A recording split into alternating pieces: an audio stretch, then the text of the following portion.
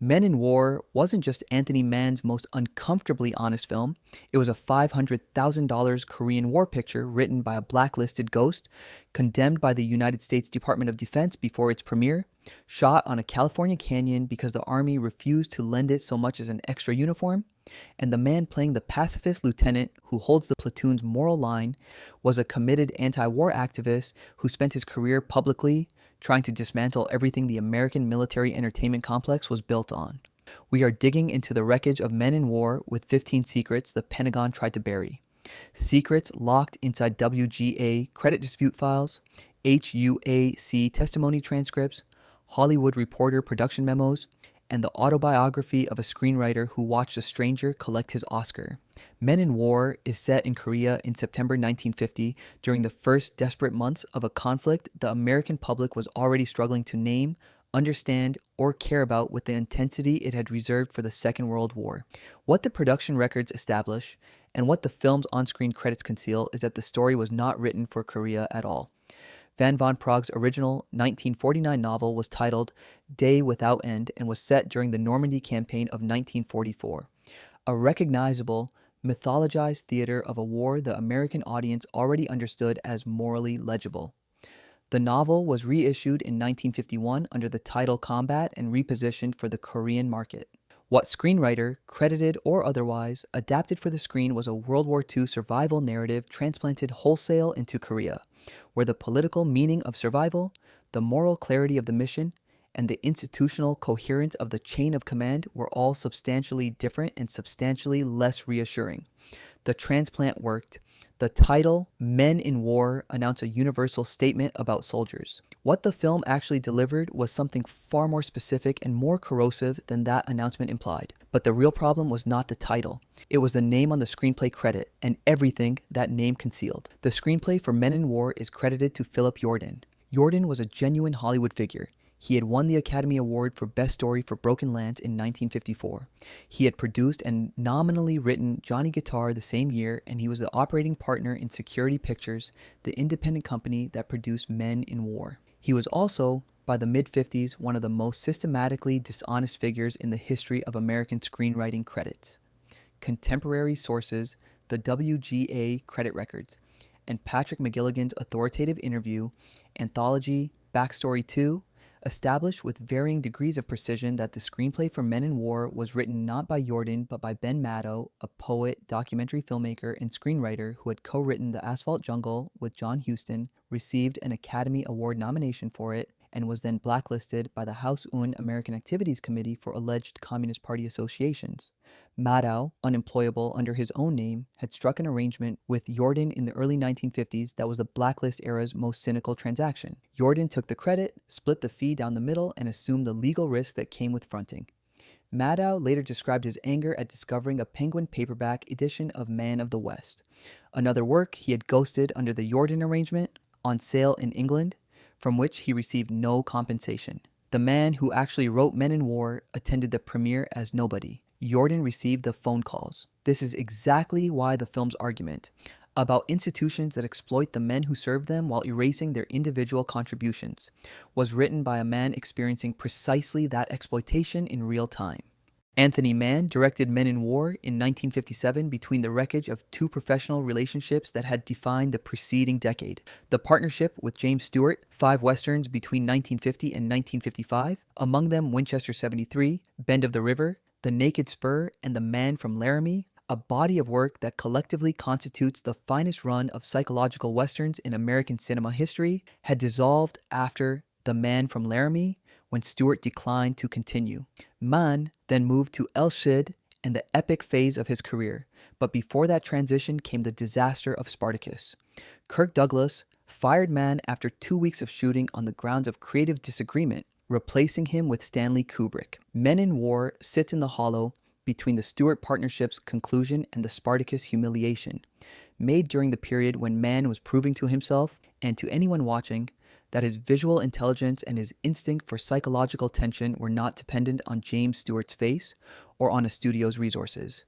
It is the film of a director who had everything to prove and nobody willing to help him prove it. This is exactly why the Pentagon's refusal to cooperate was not the film's problem. It was the film's solution. Men in War belongs to a specific and contentious lineage of Korean War films produced in the early 1950s with minimal budgets, maximal pessimism, and no Pentagon cooperation. A lineage whose founding document is Samuel Fuller's The Steel Helmet, released in 1951, which the Army condemned, which the FBI suspected of communist sympathies, and which grossed enough money to demonstrate that a Korean War film made without institutional support could find an audience. Fuller's film established the grammar that Mann inherited: the small unit, the hostile terrain, the absent chain of command, the question of whether the mission has any moral meaning, the enemy glimpsed rather than confronted. What Mann did with that grammar was strip it further, removing Fuller's Baroque violence and didactic speeches to produce something closer to documentary observation. Letterboxd critics writing about Men in War have independently and repeatedly arrived at the same description. It plays less like a war film than a horror film, in which death arrives without announcement from sources that cannot be seen or reasoned with. Mann absorbed Fuller's structure and removed Fuller's personality. What remained was the argument undiluted. But the real problem was not what Mann took from Fuller. It was what the Pentagon had condemned in both of them. The United States Army initially cooperated with Men in War during pre-production. Press releases from the period confirmed that early planning assumed some degree of military participation. What ended that cooperation and produced the Pentagon's formal condemnation of the finished film was the portrait of the American military it actually contained. The Pentagon condemned Men in War specifically for its depiction of a U.S. Army unit without discipline, and further refused to participate in the premiere because of scenes that offended the dignity of commissioned and non-commissioned officers. The scenes in question are not difficult to identify. A colonel in a state of psychological collapse, unable to speak or function, a sergeant who ignores direct orders, executes prisoners at will, and operates according to a personal moral code that has no relationship to military law, a lieutenant whose institutional authority is entirely theoretical. He commands by persuasion, not by rank, because rank has ceased to mean anything in the landscape the film inhabits. The Army saw a film about its own institutional failure. Mann saw a film about the truth of what war does to men. Both assessments were correct. This is exactly why the film the Army refused to attend the premiere of was made at root, from the same political material as the arguments its producer was being paid to suppress. No Korean terrain was used in the filming of Men in War. The production shot entirely in Southern California. Bronson Canyon in Griffith Park, Malibu Canyon, and the Hill Ranch in Thousand Oaks. The Army's refusal to provide equipment, extras, or access to military hardware meant that what reached the screen as the Korean Peninsula in September 1950 was the dry, scrub-covered California chaparral landscape that Mann had spent the preceding decade using as the American West in his James Stewart pictures. Contemporary critics noticed the resemblance. Contemporary audiences noticed something else: that the landscape worked. The absence of anything recognizably Korean, no villages, no civilians, no cultural specificity of any kind, produced a battlefield that was simultaneously universal and claustrophobic, a terrain that could be any hostile territory in which exhausted men were trying to survive. Mann turned deprivation into grammar. The scrub hills of Thousand Oaks became, under Ernest Haller's cinematography, one of the most convincing hostile environments in the history of the genre. Not because they looked like Korea, but because they looked like nowhere a man would choose to be. But the real problem was not the landscape. It was what Mann and Haller did to each other within it. Ernest Haller shot Men in War in the black and white cinematography that the production's budget required and that Mann's aesthetic instincts made a virtue of necessity. Haller was not a journeyman. He had won the Academy Award for Best Cinematography for Gone with the Wind in 1939. A film of a scale, opulence, and chromatic grandeur that could not be further from Bronson Canyon's scrub hills. The combination of one of Hollywood's most decorated cinematographers and a budget that could not afford color stock produced a visual texture that Letterboxd critics writing 6 decades later have described as giving Men in War an unbelievably rough texture. The deep focus, black and white, bringing out the dirt, the dust, and the physical depletion of men in a landscape that offered them no shelter and no comfort. Haller's work here is not the work of an Oscar winner slumming in a B picture. It is the work of a craftsman who understood that the camera's job on this film was to show exhaustion accurately, to make the audience feel the weight of the equipment, the heat of the terrain, and the particular quality of silence in which men wait for the thing that will kill them. This is exactly why the film looks nothing like any other Korean War picture made in the same decade, and why its visual template would influence every subsequent film that tried to show what soldiers look like when institutional momentum has completely abandoned them. Phil Jordan recalled, in interviews reproduced in the Critical Record, that his original draft of the Men in War screenplay, which was actually Maddow's draft, though Jordan described it as his own, ran to 150 pages. Mann received it, went through it, and reduced it to 82 pages by throwing out all the dialogue. Every exchange, every monologue, every moment of verbal exposition was removed. What remained was 82 pages of action description, men moving through terrain, encountering obstacles, making decisions under pressure, dying. Jordan was appalled. He told Mann directly, "What am I going to do if you send them this script? They won't show up." He put the dialogue back in to recruit Ryan and Ray. Mann later articulated his original vision with the directness of a man who had been right and knew it. "I wanted to tell a story of the detail of war. The detail of war is what all the soldiers went through. That they had sand in their boots, that their gun jammed, that they took off their helmets at the wrong time, that they had to walk through forests." The version that reached the screen retains more dialogue than Mann originally wanted. It also retains more than enough silence to demonstrate that Mann's instinct, the war film as sensory record rather than dramatic narrative, was the correct one. But the real problem was that what the dialogue said when it was restored was being said by a man whose relationship to war films was one of the most elaborate contradictions in the history of Hollywood activism. Robert Ryan, who plays Lieutenant Benson, the film's moral center, the officer trying to hold the military's institutional logic together in a landscape that has dissolved all institutional logic, was, at the time of filming, one of the most committed peace activists in the American entertainment industry. He was a founding co-chair of the Hollywood chapter of the National Committee for a Sane Nuclear Policy. He donated to the ACLU, the American Friends Service Committee, and the United World Federalists. He gave speeches calling for the abolition of the House Committee on Un-American Activities before audiences the government considered communist affiliated. He was, in the precise formulation he used himself, a pacifist who starred in war movies. The contradiction was not lost on him. He appeared before the press at a screening of Odds Against Tomorrow to discuss the problems of an actor like me playing the kind of character that in real life he finds totally despicable. Benson is not despicable. He is, if anything, the film's most humane figure. But the uniform Ryan wears as Benson and the institutional authority it represents were exactly what Ryan spent his career insisting was killing people who deserved not to be killed. This is exactly why Benson's weariness in the film, his exhaustion not with war in the abstract but with the specific futility of trying to maintain institutional coherence in conditions where institutional coherence has become a form of suicide, reads with such biographical precision. Ryan was not pretending to be tired of what Benson is tired of.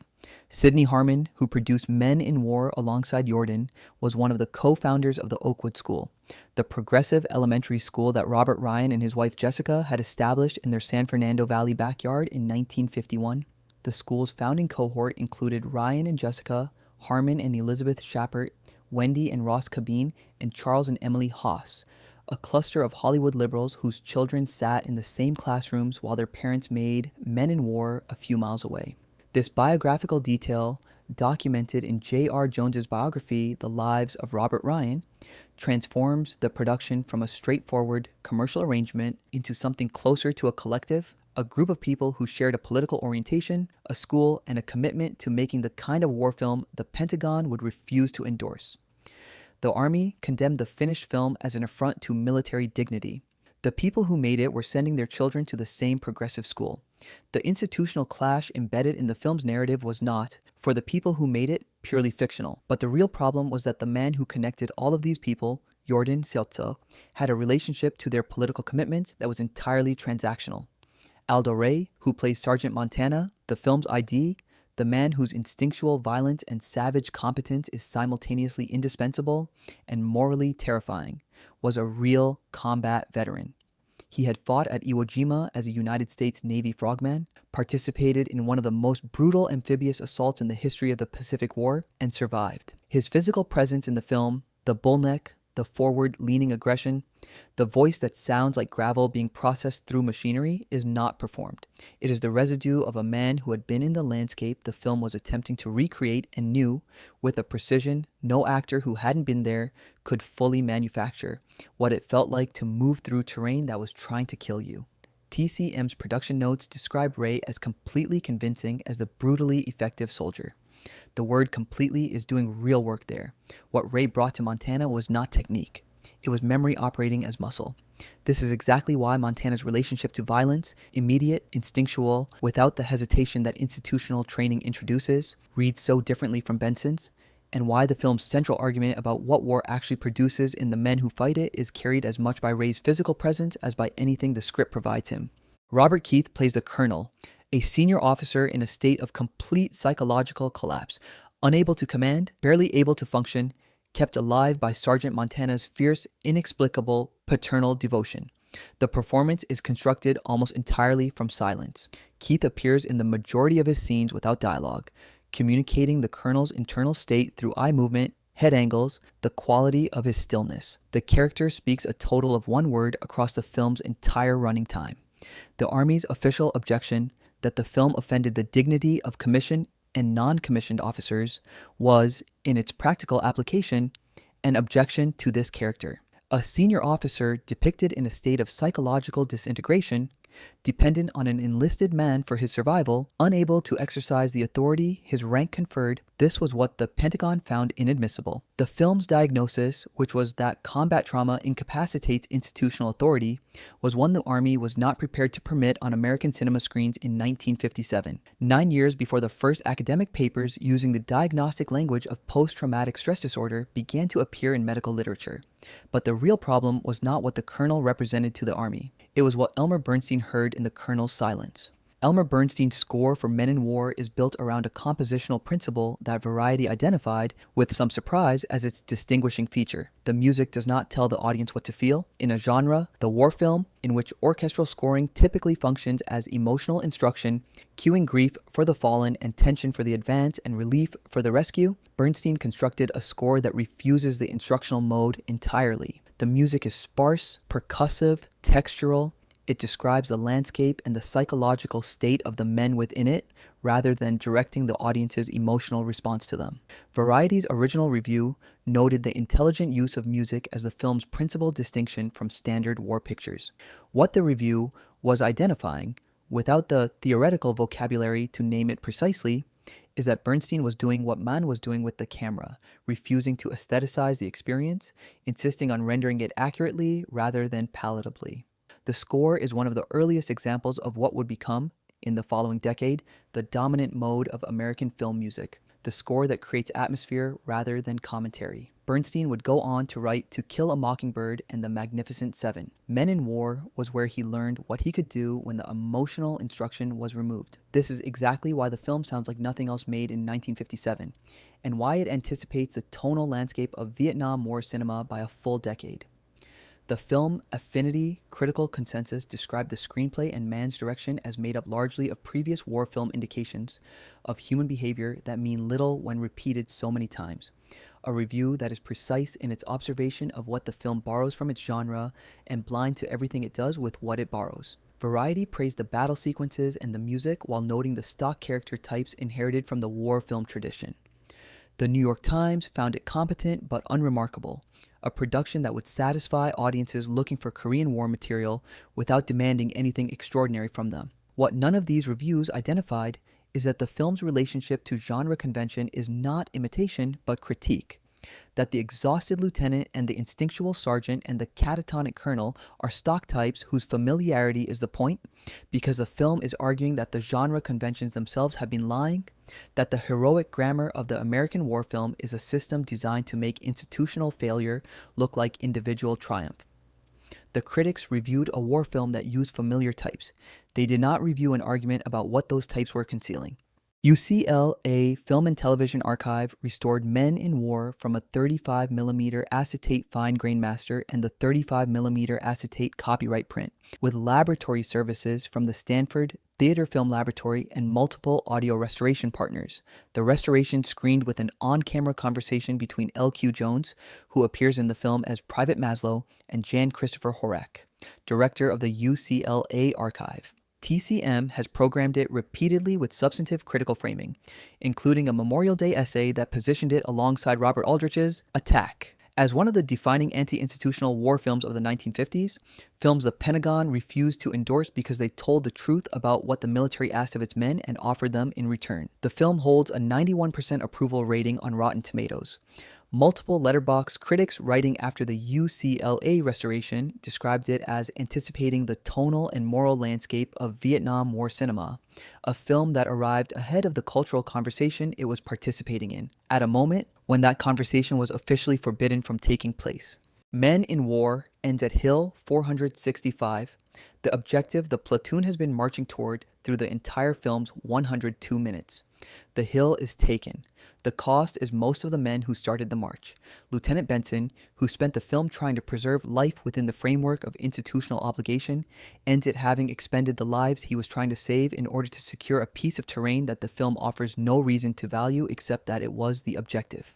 Hill 465 is the film's final argument, delivered without commentary or consolation. The institutional goal was reached, and the men who reached it are gone, and the film declines to tell you that the exchange was worth it.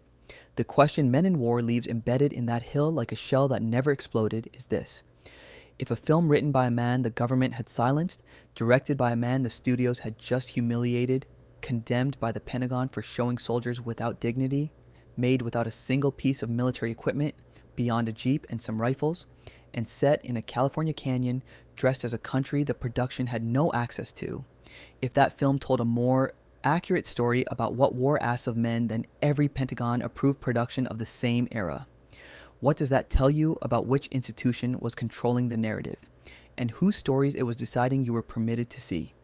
Leave that in the comments. The hill is the point. If this investigation changed how you see Men in War, leave a like, because there are 1,000 films with buried arguments that deserve the same forensic attention, and the algorithm needs to know this kind of digging matters.